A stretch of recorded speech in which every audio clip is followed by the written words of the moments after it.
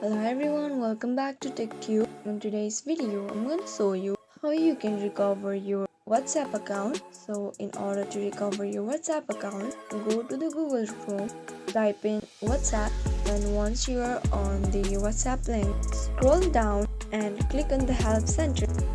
Once you are here in Help Center, again scroll down and you can see something like how to store your chat history, receive verification code. I click on receive verification code without requesting it. So once you click on it, scroll down again and click on get in touch and contact us. Once you click on it, I've selected WhatsApp Messenger support contact us option. Once you click on it, you can add what happened to your account and add your problem and add your mobile number, email address, confirm email address, and add all the information that is asked and click on the next step, and that will be successfully helped to recover your WhatsApp account. It will be successfully reported to the WhatsApp, and this is the only working method to recover your account.